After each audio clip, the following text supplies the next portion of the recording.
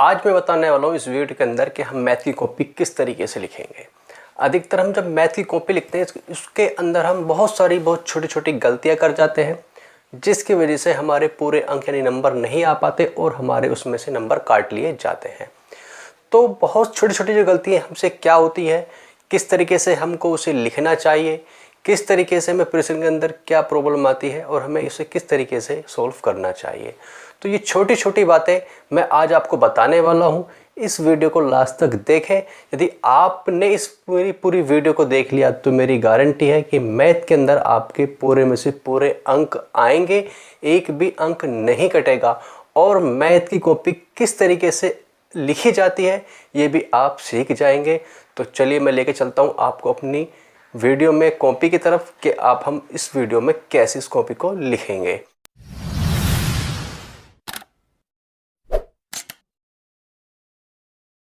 अब वो 10th class में हो चाहे 12th क्लास में हो, ये सभी के ही बोर्ड में काम आने वाली है। देखिए जैसे आपकी कॉपी दिखाई दे रही है, जैसे जिसकी इतनी लेंथ है, इसी तरीके से इसी लेंथ की यही कॉपी मतलब डबल होगी और ऐसे ही नीचे की ओर होगी और इस तरह से लाइनिंग बनी हुई होंगी। अब देखिए मैथ को लिखना कैसे है। देखिए सबसे पहले हमारे पास कुछ सवाल दिए होते हैं पेपर के अंदर। जो पेपर के अंदर सवाल दिए होते हैं, आपको क्या करना है, आपको डायरेक्टली सवाल नहीं उतारना है। जैसे कि मान लीजिए आपका पेपर के अंदर ये सवाल लिखा हुआ आ गया, तो बहुत से बच्चे क्या करते हैं, अपने टाइम को वेस्ट करते हैं। तो मैं पहली बात बता दूं, कृपया समय को नष्ट ना करें, जो प्रश्न आते हो सबसे पहले उसे करें। देखिए मैथ के अंदर सबसे पहला मेथड्स यही होता है कि टीचर पे इम्प्रेशन पड़े। तो करना क्या है, जैसे कि आपके सामने दिया हुआ है, जो भी प्रश्न आपको आता है सबसे पहले उस पर करेंगे और समय को नष्ट ना करेंगे। और करने का प्रकार क्या रहेगा मैं आपको बता देता हूँ। सबसे पहले देखिए, माना जैसे कि आपके सामने पहला प्रश्न दिया हुआ है और आप पे ये आता है, तो आपको करना क्या है, ज़रूरी नहीं है आपको पहले प्रश्न नंबर डालना है। ऐसा नहीं कि आप डायरेक्टली क्या करेंगे, प्रश्न नंबर को पहले पूरे को लिखेंगे, अपना टाइम को वेस्ट करेंगे। इतना लिखने की ज़रूरत नहीं है। आपको सीधा सीधा क्या करना है, जहाँ भी लिखना है आपको डालना है प्रश्न नंबर।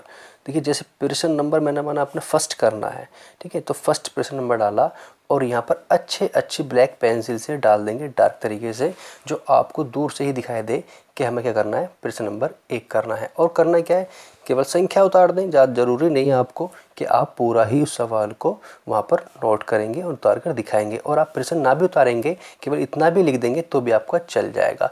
आपको पूरा ये लिखने की ज़रूरत नहीं पड़ेगी। और यहाँ सीधे सीधे लिखेंगे आप हल। ठीक है, क्या लिखेंगे, हल।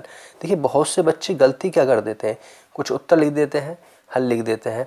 अब देखिए इसमें क्या लिखना है, आपको लिखना है हल। अब उत्तर कहाँ लिखेंगे मैं आपको बताता हूँ। उत्तर लिखना है, उत्तर वहाँ लिखा जाता है जहाँ पर हम कोई प्रश्न हिंदी वगैरह या साइंस केमिस्ट्री वगैरह में करते हैं। यहाँ लिखेंगे केवल हम हल। और उत्तर कहाँ लिखेंगे मैं भी आपको बताऊँगा, वीडियो को लास्ट तक जरूर देखते रहें। तो देखिए आपने हल लिखा है, हल लिखने के बाद क्या करेंगे, जैसे हमने क्या करना है, यूक्लिड विधि से करना था, तो यहाँ लिख देंगे यूक्लिड प्रमेय। ठीक है, अब यूक्लिड प्रमेय क्या चीज़ होती है, वो क्या है हमारे पास में, A = BQ + R। ठीक है, और इस तरीके से लिखने के बाद में हमने जो सवाल करना था उसे लिखना स्टार्ट कर दिया। तो 225 इक्वल, ठीक है, हमारे पास कितना 135 × 1 + 90 हमारे पास ये आएगा। तो क्या करा हमने, जो भी हमारे पास आया उसको हमने लिख के दिखा दिया। अब यहाँ पर हमारा क्या हुआ, हम देखते हैं चूँकि विशेष चिन्हों का भी हमें ध्यान देना है, कहाँ में हल लिखना है, कहाँ में इक्वल लगाना है, कहाँ चूँकि, कहाँ इसलिए, प्रकार जो भी है आदि, हमें इसका यूज़ कहाँ करते हैं, कैसे कैसे करते हैं, ये आपको आने चाहिए। क्योंकि करके हमारा क्या हुआ, जब हमारे पास में ये शेषफल जो है क्या हुआ, शेषफल हमारे पास में 0 नहीं हुआ, तो 90 बराबर नहीं है 0 के, तो फिर पुनः लगाएंगे, हम पुनः रूल लगाएंगे, तो पुनः यूक्लिड यूज़ करेंगे, तो पुनः हमारा क्या होगा, यूक्लिड हो गया। तो लिख देंगे पुनः क्या करा हमने, यूक्लिड यूज़ करा। अब क्या यूज़ करा भी, 135 रूल हम सभी जानते हैं। मेरा मकसद आपको कॉपी लिखना बताना है, ना कि सवाल को पूरा करके दिखाना है। अभी यहाँ पर हमारे पास क्या हुआ हम देखते हैं, चूँकि फिर 45 बराबर 0 के नहीं हुआ, तो फिर क्या करेंगे, फिर पुनः लगा देंगे हम। जब पुनः फिर दोबारा अगेन थर्ड टर्म्स यूक्लिड के लगाएंगे, तो फिर हमारे पास क्या आएगा कि 90 बराबर, ठीक है, 45 × 2 + 0 बराबर हमारे पास 0 आ गया। तो हमारे पास जो हुआ अतः जो हमारे पास चरण हुआ वो क्या हुआ, 3 में भाजक क्या हुआ, हमारे पास 45 आया। अभी जब 45 आया तो हमारे पास क्या होता है, तो हमारे पास ये लेंगे अतः, तो इन दोनों का कि जो HCF है वो कितना है हमारे पास में, वो 45 यानी 45 निकल कर आ गया। अब जो HCF है हमारे पास क्या हुआ, ये उसका हो गया उत्तर, जिसको हम लिख भी देते हैं आंसर। तो आपको जो लिखना है उत्तर यहाँ लिखना है, वहाँ नहीं लिखना है। यहाँ पर आपको क्या करना है, हल ही लिखना है। अब बहुत सारी चीज़ें होती हैं हमारे पास में, जैसे हमें याद रखनी है भी हमारे पास प्रकार, इक्वल कहाँ यूज़ होना है, इम्प्लाइज कहाँ यूज़ होना है, ये एरो कहाँ यूज़ होना है, इसलिए कहाँ यूज़ हो रहा है, चूँकि कहाँ यूज़ होना है। और इसी है मेरा मेन मकसद प्रश्न को कराना नहीं है, मेरा मेन मकसद है आपका जहाँ गलती होती है वो कहाँ सुधार करनी है, किन किन चिन्ह का यूज़ कहाँ पर होना है, वो उसको सही करना मेरा मेन मकसद है। तो ध्यान से देखेंगे इस वीडियो को। देखिए मैंने फर्स्ट स्टेप बनाया है जहाँ बच्चे सबसे ज़्यादा गलती करते हैं, सबसे ज़्यादा अधिकतर टॉपर बच्चे भी गलती करते हैं और उसको लगाना भूल जाते हैं। देखिए जैसे यहाँ पर लिखा हुआ है हमारे पास में x² + 5x + 6 का मूल ज्ञात कीजिए या गुणनखंड ज्ञात कीजिए, किसी भी तरीके से आ सकता है। अब वो इसमें निकालना क्या है, करना क्या है, उसको ध्यान से देखेंगे। यदि मेरे पास केवल ये गुणनखंड यानी फैक्टर करने के लिए आ गई क्वेश्चन, तो देखिए क्या करते हैं, सबसे पहले हम सबसे पहले लिखेंगे सॉल्व यानी हल करना। यदि आपने ये यूज़ नहीं किया है तो समझ लीजिए आप यहाँ गलती पर हैं, आप गलत कर जाएंगे। तो सबसे पहले क्या यूज़ करना, आपको हल लिखना है, तब हल सॉल्व करने के बाद ही आप यहाँ पर प्रश्न को उतार कर लिखना स्टार्ट करेंगे। अब देखिए आपके सामने ही मैंने माना दो गुणनखंड यानी फैक्टर दिए हुए हैं, हमने यहाँ पर सॉल्व करने के बाद में हमारे पास ये दो फैक्टर निकल कर आ गए हैं, एक तो x+2 एक x+3। देखिए इसमें अब कहाँ गलती है, अब बच्चे कहाँ गलती करते हैं, ध्यान से देखिए। देखिए सबसे पहले हम यहाँ पर क्या करते हैं, जो सवाल है उसको हमने प्रश्न को उतार लिया है, उसके बाद जब हमने हल करा है तो यहाँ लगाते हैं हम इक्वल। ठीक है, क्या लगाते हैं, इक्वल। तो ये बच्चे यहाँ पर सबसे बड़ी गलती कर जाते हैं कि इक्वल लगाना भूल जाते हैं। अधिकतर सवाल के अंदर हम इक्वल जो लगाते हैं वो लगाना भूल जाते हैं और इसी की वजह से हमारे नंबर काट लिए जाते हैं। अब देखिए इसी तरीके से इसी सवाल में मैंने हमारा टाइप 2 बनाया मैंने सवाल में। देखिए अब यहाँ पर साथ के साथ क्या होता है, इक्वल बराबर, देखिए इक्वल बीच में आ गया आपका, क्या हुआ, इक्वल जो है वो बीच में आया हुआ है। अब कुछ बच्चे क्या करते हैं, यहाँ पर इक्वल लगाना स्टार्ट करते हैं, यहाँ इक्वल लगा दिया, यहाँ इक्वल लगा दिया, यहाँ इक्वल लगा दिया, इक्वल लगा दिया, या हो सकता है इक्वल भी नहीं लगाते हैं, तो वहीं आपका सवाल काट लिया जाता है, इसी पर आपके नंबर कम कर दिए जाते हैं। अब देखिए करना क्या है, देखिए इसके अंदर जो यूज़ होगा वो हमारे पास इम्प्लाइज यानी इसलिए चिन्ह का यूज़ होगा। देखेंगे ध्यान से, इस चिन्ह का हमारा यूज़ होगा। अब इसका चिन्ह का जो यूज़ है वो किस प्रकार से हो रहा है, ध्यान रखेंगे कब होता है। देखिए जब भी हमारा किसी भी संख्या के अंदर या कोई भी समीकरण है या कोई भी बात दी हुई है, कोई भी सवाल दिया गया है और उसके बीच में क्या रहा है, इक्वल चलता हुआ आ रहा है, बराबर चलता हुआ आ रहा है। जिस भी सवाल के अंदर किसी संख्या में, किसी नंबर में, किसी भी समीकरण के अंदर बराबर चलता हुआ पहले से ही आ रहा होगा तो उसके आगे हम क्या करते हैं, इम्प्लाइज इसलिए का चिन्ह को लगाते हैं, उसका प्रयोग करते हैं। जैसे कि मैंने दूसरा सवाल और लिया है, जैसे यहाँ पर दिया हुआ है कि x - 10 बराबर -5x + 18। तो क्या कर सकते हैं, जब आगे हल सॉल्व करेंगे इसको तो यहाँ सबसे पहले लिखेंगे हल, क्योंकि हल लिखना बहुत ज़रूरी है। हल लिखने के बाद आपने करा भाई ये हमारे पास में इम्प्लाइज यानी इसलिए का चिन्ह लगाएंगे तो x, अब देखिए यहाँ माइनस का इधर लाएंगे तो प्लस का 5x हो जाएगा, इधर ले जाएंगे तो माइनस का 10 है, इधर जाकर हमारा प्लस का, ठीक है, 10 हो जाएगा। तो इसी तरीके से हम सवाल को हल करते चले जाएंगे और जैसे जैसे बीच में इक्वल लगता चला जाएगा उसी तरीके से यहाँ पर इसलिए इम्प्लाइज का यूज़ होता चला जाएगा। अब बहुत से बच्चे गलतियाँ करते हैं, इक्वल लगाना भूल जाते हैं या इम्प्लाइज लगाना भूल जाते हैं। तो ये दोनों बहुत ज़्यादा ही इंपॉर्टेंट हैं जो मैथ के अंदर हमारे नंबर कम आने का कारण बनता है। एक चीज़ हमारे पास और होती है, देखिए यहाँ पर मैंने आपको बताया था एक जहाँ दोनों तरफ एरो बने होते हैं, इसका प्रयोग कहाँ होता है। देखिए इसका प्रयोग जब होता है, जैसे कि मैंने माना कोई समीकरण है कि x² + 5x + 6 मैंने ली है और उसको जब मैं सॉल्व करता हुआ जाऊंगा आगे की ओर तो जो हमारे इसके जो फैक्टर है x+2 या x+3 ये बनकर आए हैं। तो जिस तरीके से इसका मतलब होता है, जैसे कि मतलब है कि इम्प्लाइज का मतलब जी इसको सॉल्व करा हमारे पास ये लाइन आई, इसको सॉल्व करा ये लाइन आई। तो इसी तरीके से इसका मतलब होता है कि हम इससे सवाल में इधर की ओर जा सकते हैं, यानी सॉल्व करके आगे की ओर जा सकते हैं।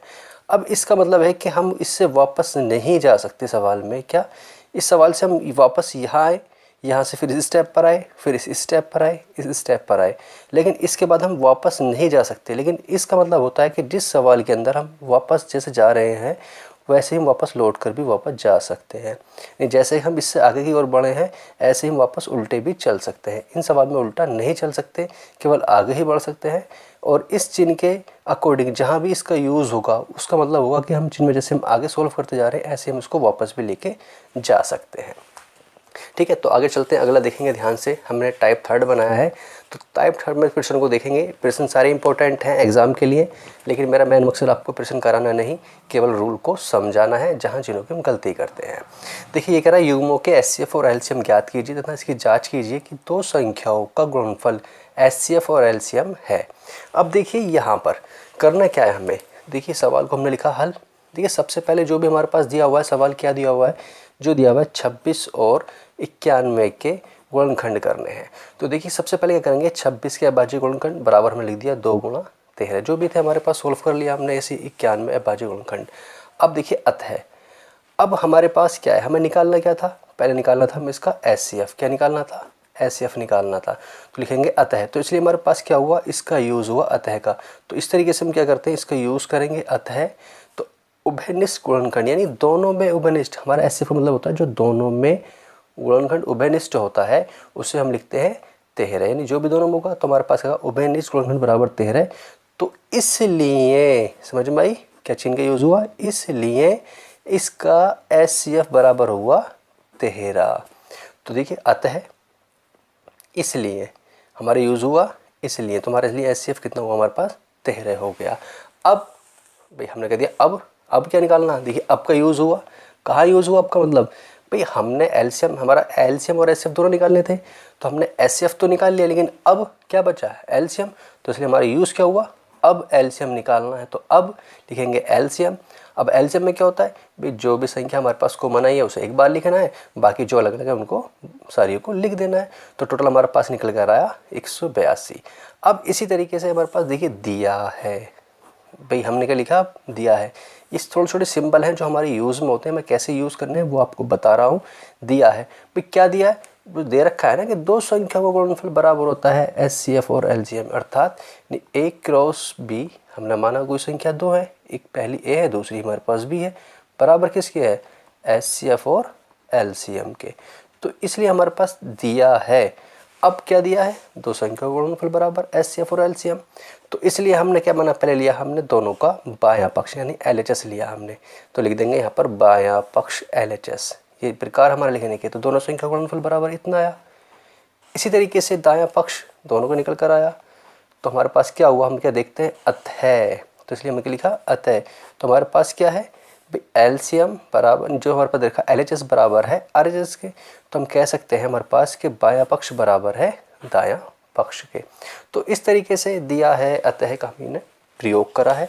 अब देखिए इसी तरीके से टाइप 4 मैंने बनाया है कि किसी परेड में 616 सदस्यों का एक सेना की टुकड़ी को 32 सदस्यों वाले एक आर्मी बैंड के पीछे मार्च करना है। दो समूह के समान संख्या वाले स्तंभों में मार्च करना है। उन स्तंभों की अधिकतम संख्या क्या है जिसमें वह मार्च कर सकते हैं। तो देखिए हमने पहले लिखा प्रश्न में हल, जो मैंने बताया था प्रश्न में हल लिखना सबसे ज़्यादा ज़रूरी है, तो हमने लिखा हल। अब प्रश्नानुसार यानी कि इसका यूज़ कहाँ पर हुआ, भाई प्रश्न के अनुसार ही तो काम कर रहे हैं हम, भाई कौन सा जो मैं प्रश्न दिया हुआ है उसके अनुसार काम कर रहे हैं कि प्रश्न अनुसार कि आर्मी की टुकड़ियों के दो समूह, ठीक है भाई आर्मी के टुकड़े के दो समूह है, सीधी सी बात है, तथा समूह के स्तंभों की संख्या समान दी गई है, यानी जो प्रश्न में दिया हुआ था वो हमने यहाँ पर लिख लिया। अब पहली टुकड़ी में 616 सदस्य, दूसरी में 32 हो गए, तो फिर अतः का यूज़ हुआ नहीं हुआ, तो यूक्लिड प्रमेय से हमने फॉर्मूला लगाया, यूक्लिड की फॉर्मूला लगा दी। अब रूल क्या होता है हमारे पास में यूक्लिड का, भाई हमारा जो आर है एलसीएम वो 0 होना चाहिए। अब क्या हुआ, क्योंकि क्या हुआ हमारे पास शेषफल तो 0 हुआ नहीं, तो इसलिए हमें इसलिए नहीं, चूँकि शेषफल 8 बराबर नहीं है 0 के और कॉमा, याद रखेंगे इन चीज़ों को। चूँकि यानी हम हिंदी में भी लिख सकते हैं इस तरीके से, चूँकि या सिंबल का यूज लगा सकते हैं, चूँकि कि बराबर नहीं है, तब फिर दोबारा तब का यूज़ करेंगे, भाई तभी तो हम काम करेंगे आगे। जब हमारा नहीं हुआ चूँकि, तब हम क्या करेंगे, चरण 2 के अनुसार फिर दोबारा पुनः दोहराते हैं। फिर चूँकि शेषफल अब क्या हो गया, 0 हो गया, भाजक कितना हो गया, 8 हो गया, तो चूँकि हम कह सकते हैं कि 616 और 32 का एचसीएफ कितना प्राप्त हुआ, हमारा 8 प्राप्त हुआ। अतः तो चिन्ह को यूज देखा हमने, अतः स्तंभों की संख्या हमारी अधिकतम क्या होगी, 8 होगी।